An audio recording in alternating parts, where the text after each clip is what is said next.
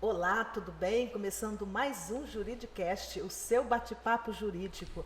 E hoje eu estou com um convidado aqui especial, Dr. Maurício Salomão. A gente vai bater um papo sobre a área de saúde.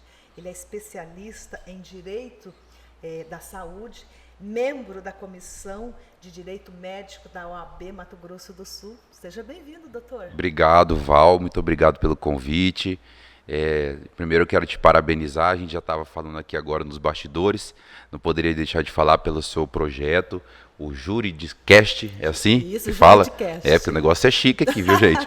E parabéns pela iniciativa, Mato Grosso do Sul precisava de um meio de comunicação como esse, um pouco mais informal, para levar assunto que é de interesse coletivo. Muito obrigado pelo convite. Eu agradeço pelas palavras.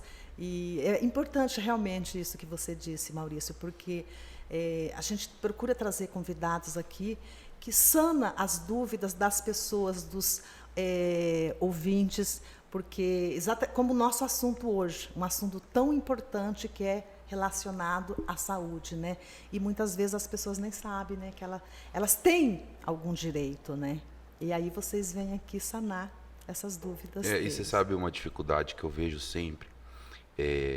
As pessoas precisam de informação no meio do meio jurídico, dos seus direitos, e às vezes é muito técnico, os advogados falam, né, por toda aquela coisa formal da profissão, mas eu acho que quando é para informar, a maneira mais fácil para aqueles que estão ouvindo e os que têm interesse no assunto, que entendam o que está sendo dito, né? Porque muitas vezes fica aquela coisa muito técnica, a gente falou também disso antes de começar, então esse é muito bom, informar mesmo a população de uma maneira fácil e prática. Está um pouco em desuso, né, o juridiquês, né? Eu vejo que na prática está caindo. Sabe o que caindo. Está na prática? Eu tenho percebido isso. Petições mais objetivas, falando com o juiz, assim, lógico, né, equalizando o negócio. Mas assim, eu acho que no próprio judiciário, na prática, já está acabando esse negócio. E já fala que eles não querem uma petição de tantas laudas, né? Isso. Hoje também o tempo está curto, né? E às vezes lá uma petição de 30 páginas é difícil. Pode acontecer de algum processo, né, ter essa necessidade de tantas laudas, mas dificilmente hoje tem processo com tantas laudas assim. É, né? Mais pragmático o negócio. As pessoas estão sendo mais objetivas. E que né? bom, né? E o judiciário agradece também, né? Porque tantos já processos, né? A gente já tem uma superlotação normal, entendeu? Imagina. Então, cabe a nós, advogados, nós sermos um pouco mais objetivos nas nossas petições. Olha, viu, gente? Advogado é objetivo. Fica a dica aí. Doutor Maurício, parabéns pela sua especialidade. Obrigado. Tá? Gostaria que o doutor falasse um pouco, né, quem é Maurício Salomão, como que o Maurício Salomão iniciou na área do direito. Assim, por uma influência da minha família, né? Eu ia te perguntar isso, você teve alguma influência? Eu venho de uma família, alguém? assim, eu venho de uma família de juristas, meus tios, tem um tio que é procurador da República, a minha mãe faleceu ano passado, mas a minha mãe também era graduada em Direito, o meu pai não exerciam, mas o direito sempre esteve presente dentro de casa. Somos 3 irmãos homens, sou o caçula dos 3, e o Munir, até mandar um abraço ao meu irmão, Dr. Munir Salomão, está em Cuiabá, advogado também. Então, assim, isso como sempre teve presente, eu acabei optando pelo direito quando eu saí da escola. Então, eu entrei na faculdade de Direito muito cedo, com 17 anos de idade. Nossa! Fui me apresentar no Exército, já tinha 1 ano de Direito. Já achei que sabia todos os meus direitos. Cheguei lá no Exército. Isso é comum com estudante de Direito no primeiro ano, verdade, né? E aí foi a minha trajetória. Aí eu fiz a faculdade de Direito, atuei muito desde o início, fiz estágio em vários escritórios aqui em Campo Grande, mas eu sempre tive um sonho, que era a televisão e a rádio, né? E o jornalismo. Se perguntar qual que era o sonho da minha vida, era ser aqueles repórter que... repórter mesmo. De rua, você repórter de rua, para cobrir. Aquilo ali era o meu sonho da minha vida. E eu falei, eu preciso buscar o meu sonho para mim ter paz. Porque, né? E quando você diz assim, aquilo ali era meu sonho, só para eu entender, qual idade você tinha? Antes dos 17 anos, antes de passar? Sempre foi meu sonho. Eu fiz direito por uma influência, gosto muito, eu sou apaixonado pelo direito, mas aquele sonho próprio seu, sabe? Que ninguém precisou te influenciar. Certo. Era isso. E eu falei, bom, eu preciso ir atrás desse sonho. Né? Conversei com meus pais, meu pai me deu muito apoio, minha mãe também. E aí eu fiz jornalismo, acabei fazendo jornalismo.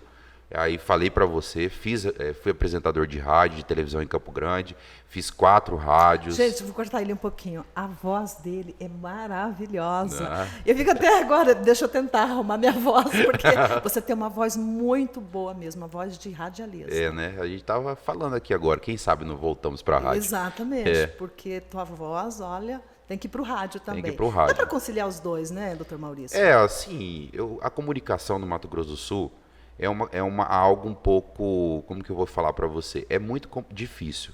Igual você falou para mim no início, antes.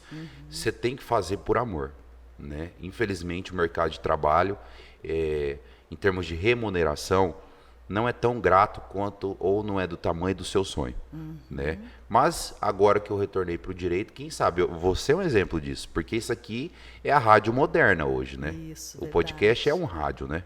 Você sabe que nós temos algo em comum, que meu primeiro emprego foi também em rádio, não radialista, né, mas eu ficava ali na área comercial, na área administrativa. Então, trabalhei de 87 a 99 em rádio. Aí, ó, Temos algo em comum, né? Bastante, hein? É, Tanto a verdade. rádio como o direito. Como né? agora, direito, isso mesmo. Você vê que legal, né? Verdade. Nossa, estamos descobrindo coisas aqui nessa entrevista. Estamos. Gente, posso falar, tem 1, 2, 3, 4, pensa um lugar chique, 4 câmeras. Parabéns, tá? Doutor Maurício, a escolha pela área do direito referente à saúde, como que foi? Porque quando a gente começa, geralmente a gente acaba fazendo um pouco de tudo, né? Sobre o direito. A gente atua na área trabalhista, na área empresarial. E como é que foi? Você iniciou também fazendo várias ações desses outros segmentos, como a trabalhista, ou você já foi direto para a área da saúde? Então, na verdade, esse desafio começou justamente na minha transição, no meu retorno para a área jurídica, quando eu decidi que eu gostaria de voltar para a área jurídica e advogar. Eu não tinha feito a prova da OAB, então eu tinha formado e já fui para o jornalismo, nunca tinha prestado uma prova da OAB. E aí, depois 8 anos longe do direito, e eu resolvi voltar e fiz a prova. E falei para mim mesmo, eu vou fazer, só que eu só retorno para o direito, se for para ser para mim, que eu consiga passar na primeira prova. E depois de 8 anos, com muito esforço, passei no primeiro certame. Só que assim, aí a pergunta vem daí, né? Ali já começou o desafio, porque 8 anos longe do direito, não só a área que você vai seguir, o próprio desafio da OAB, que a OAB ela é um desafio para todos, né? Isso. Tem gente que tem muita facilidade, mas é muito poucos. Então, o meu desafio começou ali. E eu acho que eu coloquei tanta energia que eu não fiquei com medo. Eu deixei que o universo trouxesse para mim aquilo que eu deveria atuar. Né? Eu gosto disso, sobre o universo, sabe? Eu coloquei um propósito com Deus mesmo. Eu falei, bom, se eu for advogado, Deus vai me encaminhar, né? O destino vai me colocar na área certa. E a minha esposa é médica, então assim, eu sempre tive um contato com a área da saúde desde que a gente está casado. Eu sempre ajudei, eu administro uma clínica também, que é a clínica dela. Então assim, eu sempre tive muito contato com a área da saúde. E eu comecei a perceber muitas dificuldades em relação aos usuários do plano de saúde, principalmente, que têm direitos e eram negados o plano. Aquilo mexeu comigo como ser humano. Isso. E aí eu falei, bom, eu acho que isso é uma área que eu vou me encaixar porque eu vou conseguir cumprir o meu propósito. E aqui em Campo Grande nós temos poucos profissionais nessa área especializado, né, na área da saúde, né, doutor Maurício? É uma área com poucos profissionais, poucos profissionais. Mas tem muito campo e muitas pessoas têm o direito. Quando a gente vai falar do direito, principalmente aqueles que têm ou síndromes graves ou são portadores de deficiências que são poucos conhecidas, né? Então, assim, não é só aquele tratamento convencional, é mais pessoas que realmente precisam. Eu trabalho muito com os autistas, então, muitos autistas, o pai e a mãe é pobre, e aí com muito esforço fazem um plano de saúde, E aí, mesmo com o plano de saúde, às vezes acaba esbarrando em alguma dificuldade. Eu preparei uma pauta para nós, porque essa área não é a minha, eu não conheço, não tenho afinidade. E, então, nós vamos falar um pouco sobre o planos de saúde, né? Houve umas mudanças na legislação que envolve o plano de saúde, né, doutor Maurício? E o artigo 196 da Constituição Federal, me corrige alguma coisa, caso eu não esteja correta, diz que a saúde é um direito de todos e dever do Estado, garantindo mediante políticas sociais e econômicas que visem a redução do risco da doença e de outros agravos e ao acesso universal e igualitário às ações e serviços para a sua promoção, proteção e recuperação. É isso mesmo, né, doutor? Exatamente. A Constituição Federal, num todo, desde o início, pegando também o artigo 5º, diz que todos têm direito à saúde, o acesso à saúde, ou seja, o que é isso? Há tratamentos que são necessários para que você mantenha a sua boa saúde, medicamentos e terapias. Né? Então, assim, a Constituição, além do artigo 196, que fala um pouquinho mais específico, a gente também tem outros artigos que sempre estão colocando a saúde como prioridade e um dever do Estado. Né? Então, é perfeito, o artigo traz isso mesmo, mas a prática, infelizmente, a gente acaba esbarrando. Né? E agora a gente teve toda uma mudança no cenário de direitos à saúde, porque o rol da ANS é algo bem... É isso, né? Recentemente foi aprovado pelo Senado uma nova lei, né, que está, aliás, já foi sancionado, né, recentemente agora. Isso, foi sancionado ontem, inclusive. Exatamente. Esse programa vai no ar quando? A data, pode falar a data? Pode, vai no ar na terça-feira é dia 27, né? 27. 27. Eu estou chutando aqui, então, 27. todos sabem que o Juridicast é gravado, mas vai ao ar na terça-feira, dia 27, e foi sancionado ontem, né? Foi sancionado ontem. Fala pra gente um pouco. O que é importante, né? Não, é extremamente importante. Mudou todo o cenário agora dos direitos à saúde, tá? Então eu vou falar resumidamente para não ficar cansativo, para que vocês consigam compreender o que nós estamos falando. Nós temos uma coisa chamada rol da ANS. A ANS é a Agência Nacional da Saúde, tá? Então nós temos uma lista que os tratamentos, as medicações e as terapias que estão lá devem ser cumpridas pelos planos de saúde. Nós tivemos uma recente mudança na legislação, na verdade não é uma mudança na legislação, foi uma decisão do STJ, que foi em junho agora, dizendo que o rol da ANS era taxativo. O que é isso? As operadoras de planos de saúde, elas teriam como obrigação em custear tratamento que estivessem nessa lista. Dentro dessa lista. Dentro né? dessa lista. Vem uma palavrinha depois, na decisão, que chama mitigado. Ele era taxativo, porém mitigado. Só que, para até você mitigar, pleitear o direito, isso se tornava uma dificuldade. Tá? Foi uma briga de toda a sociedade em relação a isso, porque eu te falo, mas qual que é a dificuldade? A dificuldade é o seguinte, que a medicina de evidência, ela tem uma atualização nos estudos praticamente diário. Então nós estamos vendo novas síndromes acontecendo. As pessoas falam, mas o ser humano ele tem vivido mais. O ser humano vive mais, mas mais doente. Né? Comparado à época dos nossos avós, dos nossos pais, em que a gente tinha uma alimentação mais orgânica, um mundo menos contaminado, a gente vivia com mais qualidade de saúde. Então essas novas síndromes que estão surgindo, a medicina de evidência está aí, com estudos diários, novos tratamentos, medicações e terapias. O rol da ANS, ela tem um delay de 2 anos de atualização. Então, por exemplo, sai um novo estudo hoje científico, mas não está no rol, como o rol é taxativo, o plano não era obrigado a cobrir aquilo ali. Mas a medicina de evidência já comprovou cientificamente que aquilo ali é o tratamento adequado para aquela patologia. Correto? Certo. Então, o que acontecia? Muitas vezes, por exemplo, eu tenho uma cliente que me procurou ontem, que a filha dela tem Prader-Willi, que é uma síndrome extremamente rara, que afeta todo o desenvolvimento, crescimento.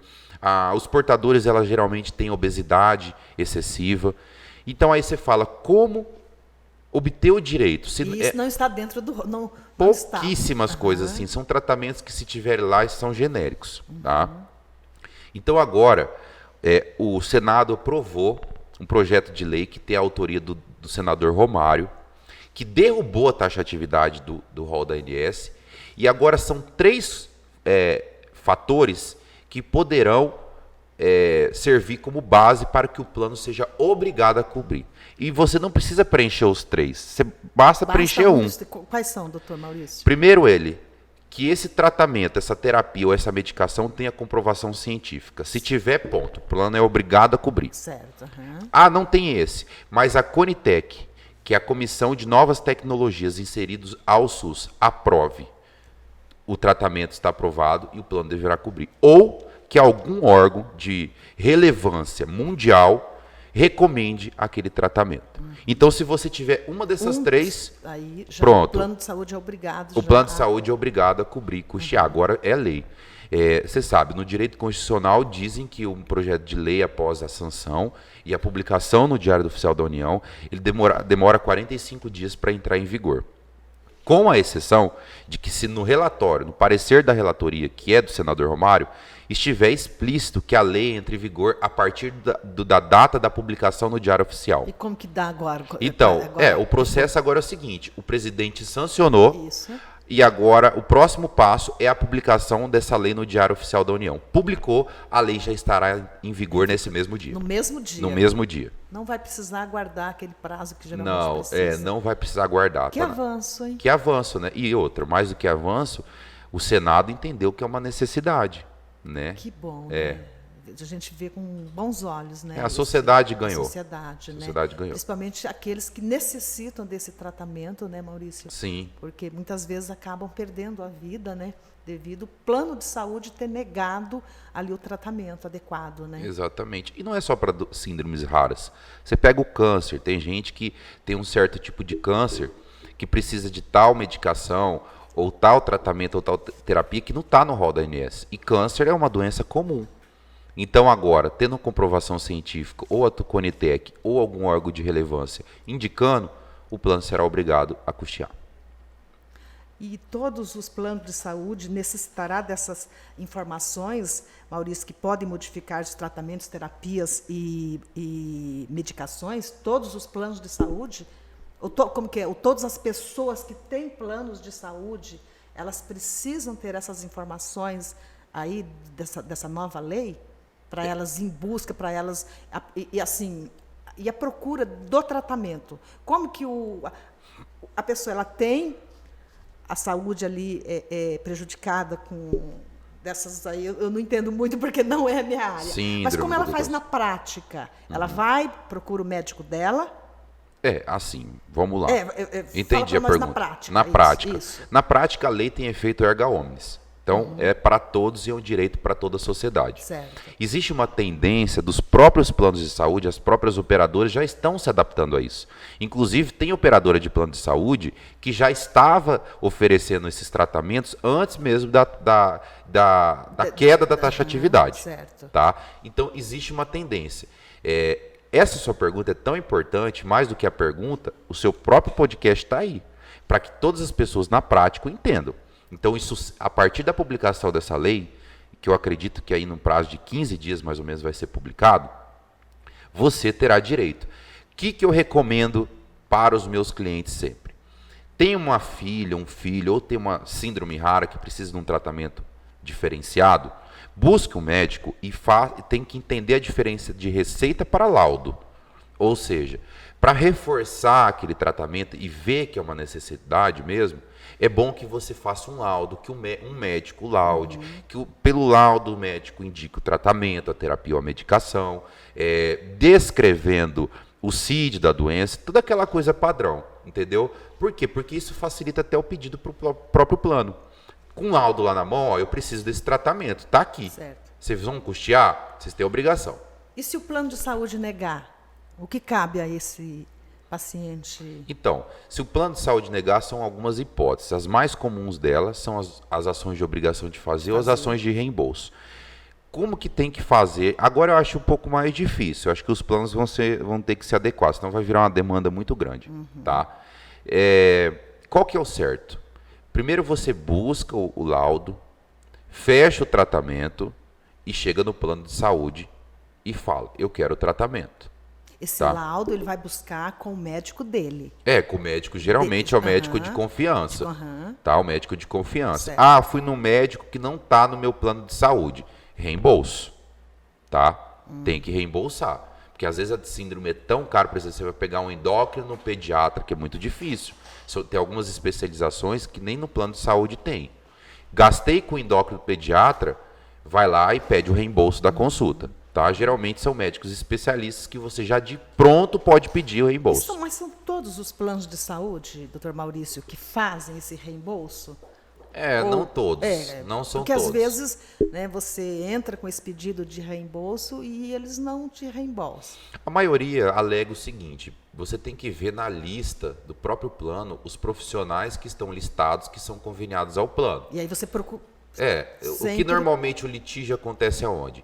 Quando uma pessoa procura um médico que é da confiança dele, mas que no plano de saúde tem um médico disponível com a mesma especialização. Certo. Aí vira uma briga subjetiva, e aí se você for para o judiciário, você tem que provar por quais as razões que você levou seu filho em outro especialista, não sendo do plano que tem a mesma especialização. Mas aí normalmente os planos reembolsam, tá? Certo. Por exemplo, para finalizar e responder sua pergunta. Eu fui lá, busquei o plano de saúde, esgotaram-se todas as medidas administrativas. O plano não cobriu. É hora que a gente entra com a ação. Primeiro, é bom você fazer todo esse trâmite, até para mostrar para o juiz. Busquei todas as alternativas administrativas e o plano acabou negando. Então, assim, não é aquela coisa que a gente faz nas petições, não vislumbrando outra alternativa a não ser buscar o judiciário. O judiciário, né? Tá? Outra pergunta comum, não sei nem se está aí no seu... Eu mesmo vou fazer e vou responder. Pode, vai. Você que está aqui. Como que ficam as ações? Você que está mandando hoje. Como ficam as ações que já tramitam em relação ao direito? Muito boa essa pergunta. A gente tem que voltar lá na reforma do Código de Processo Civil. O Código de Processo Civil, antes de 2015, a lei que valia era a lei que estava em vigor na propositura da ação. Entrou uma lei nova, mas na época da propositura da ação era a lei que estava em vigor. Normalmente o judiciário continuava aplicando aquela lei. Depois da reforma do Código de Processo Civil, foi instituída a teoria do isolamento. A teoria do isolamento nada mais é do que, para cada ato dentro do processo, o juiz ele vai analisar de maneira individualizada. Então eu estou ali com um processo, requerendo um direito, entrou essa lei nova, publicou no Diário Oficial. Como que faz? O advogado já vai requerer numa manifestação, num recurso, em qualquer fase processual. Né? E vai ser analisado individualmente e a lei deverá ser aplicada. Então, já existe algumas ações, tá, que a pessoa entrou para pedir que seja, né, concedido ali, que o plano de saúde cobre o tratamento. Como é que fica essas ações que estão em andamento? Desse mesmo modo. Se não teve decisão ainda... Não teve sentença Não teve sentença ainda. Aguardou, publicou no Diário Oficial, já atravessa uma manifestação no processo pedindo a aplicação da lei. Se dentro deste processo, um dos 3 requisitos que a gente já falou, tiver valendo, como a comprovação científica, a recomendação da Conitec ou outro órgão, deverá o plano de saúde custear. Mas eu já vou falar, existe uma tendência, eu não vou citar qual é o plano, mas nós temos um plano aqui no Brasil que ele costuma a cobrir, não tem muita dificuldade. É uma tendência, os planos estão se adaptando. Se adaptando, né? Estão. A isso, né? O bate-papo hoje é com o Dr. Maurício Salomão, especialista em Direito da Saúde. Se você está nos assistindo pelo YouTube, dá seu like aí, assim o YouTube entende que é um conteúdo relevante e ele entrega para mais pessoas. Dr. Maurício, eu assisti uma live sua orientando que aquele que tem autismo com tratamento complexo deve exigir um laudo do médico. Fala um pouco mais sobre esse autismo aí para a gente. O autismo, como funciona correlacionando ao direito. O autismo ele tem 3 etapas. O autismo leve, o moderado e o severo. Para cada criança ou adulto autista, mas vamos colocar como exemplo que criança, que é o que mais tem a procura. Para cada criança que tem o autismo, a depender do autismo, será um tratamento. Então, hoje nós vemos tratamentos padrões para o autismo, sendo que cada criança é um universo. Tá? Então, o que eu sempre recomendo para os pais? Antes de vocês procurarem qualquer direito, façam um laudo específico sobre isso, mostrando que o autismo da sua criança é deste nível, que no caso dele precisa tanto de terapia ABA, precisa tanto de medicação, precisa de terapias novas, entendeu? Ou precisa de um tratamento que não está no rol da ANS, mas que já tem comprovação científica. Por exemplo, é dado que muitas crianças autistas têm inflamação intestinal, isso chama-se desbiose intestinal. Né? Muitas crianças, e eles têm um poder de absorção de metais pesados no corpo, ferro, chumbo, alumínio, cobre, e isso acaba atrapalhando a parte neuronal dessa criança. Então, esse tratamento muitas vezes não está no rol da ANS, mas essa criança precisa fazer. Por isso que no laudo é necessário que esteja, além de toda a patologia, seja recomendado um tratamento que seja eficaz para essa criança. Ainda falando do autismo, até os 5 anos de idade, a criança tem uma coisa que chama neuroplasticidade. O que é isso? O cérebro da criança, ela tem uma espécie de uma formação como se fosse um plástico.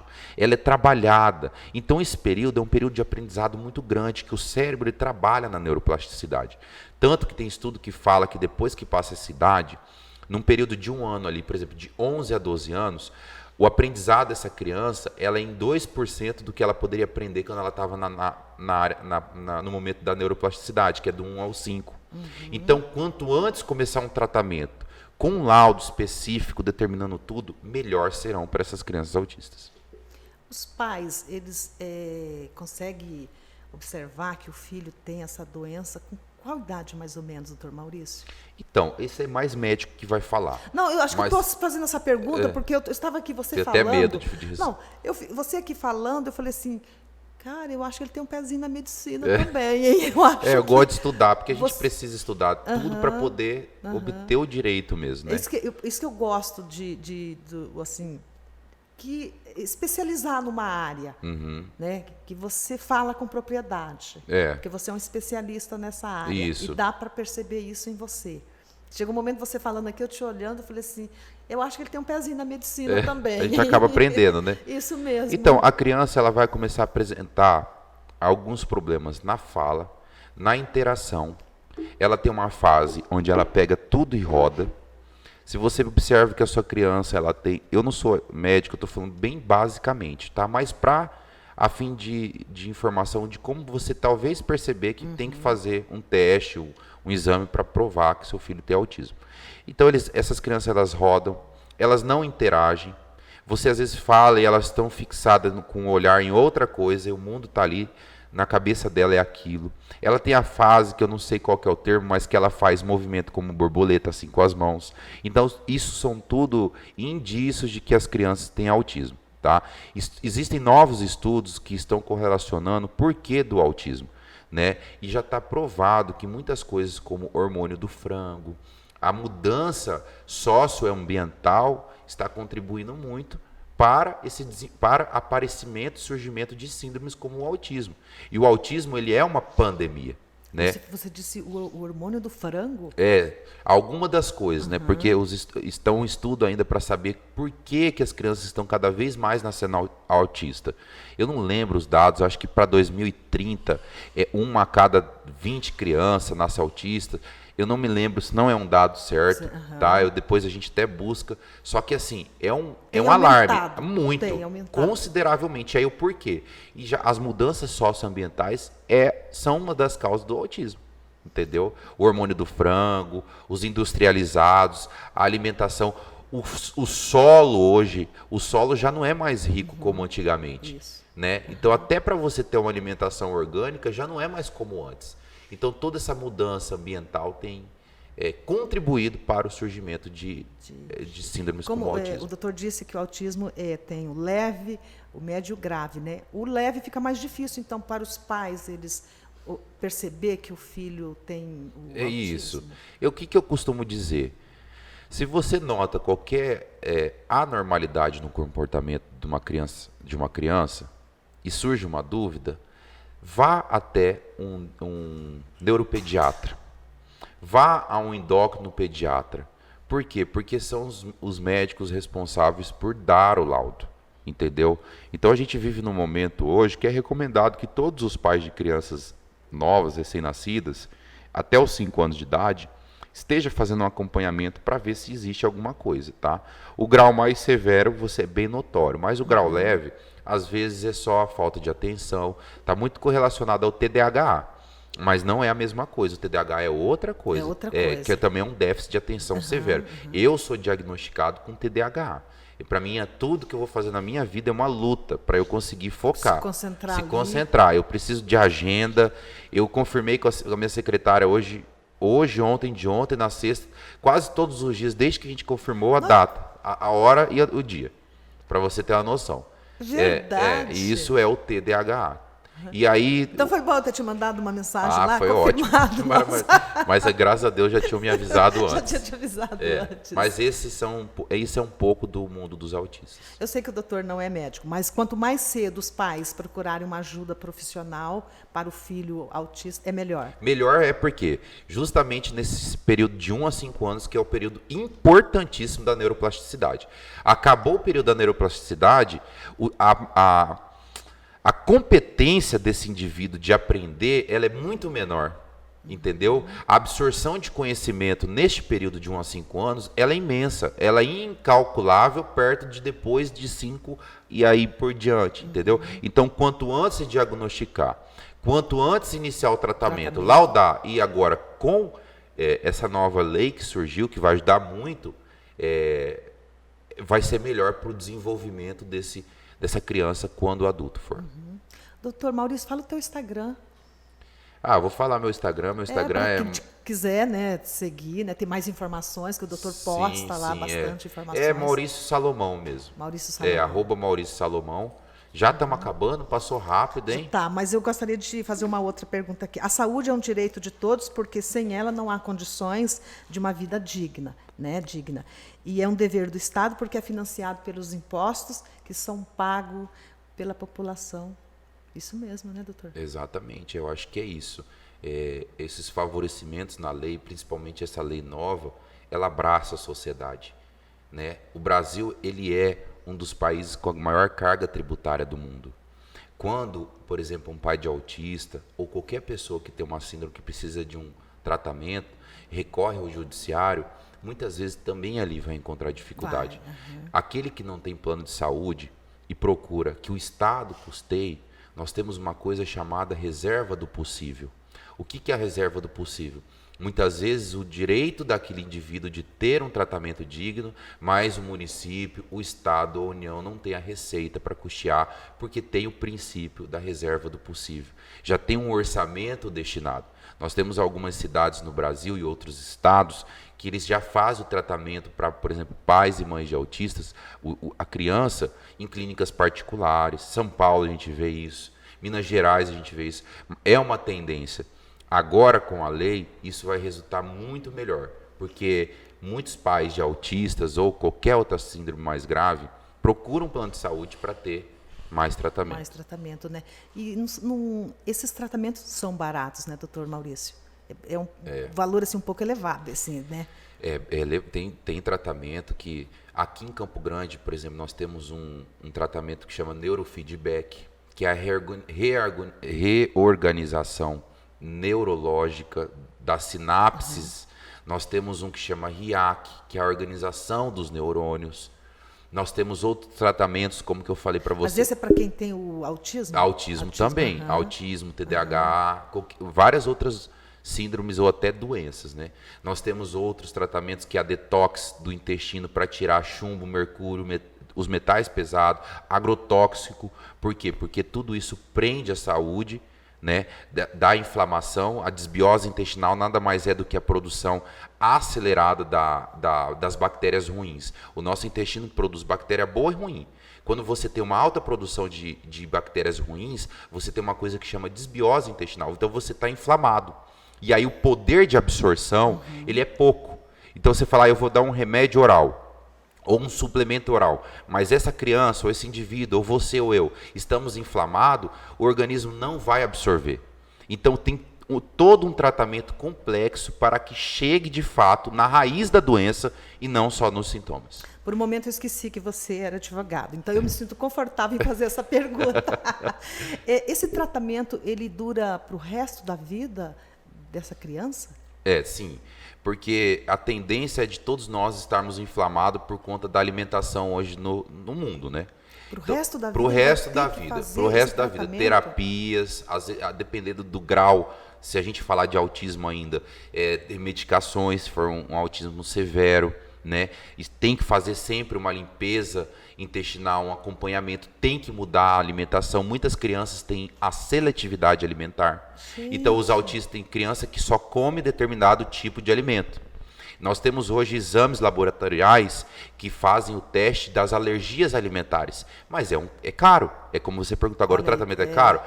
Tem esse teste, é muito caro, assim, para depender da condição da pessoa, mas que já lista todos os alimentos que você tem inflamação. Então ali já começa um passo, o que a criança vai poder comer, o que ela não vai poder comer, dentro da seletividade alimentar. Ou seja, é um tratamento multidisciplinar, além de toda a parte médica, tem a parte de psicólogos, nutricionista.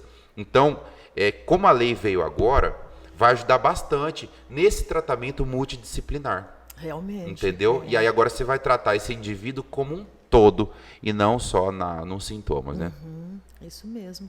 Doutor Maurício, chegamos ao fim do nosso bate-papo, mas gostaria que, caso eu tenha deixado, a gente aqui esqueceu de abordar algum determinado assunto, doutor, fique à vontade. Eu acho que a gente conseguiu fazer um papo que as pessoas consigam entender, né? Eu vou até reforçar o que ela falou, dê um like nesse vídeo, ajude este projeto, porque eu estou percebendo aqui que mais do que qualquer coisa, isso é um projeto para levar informação, né?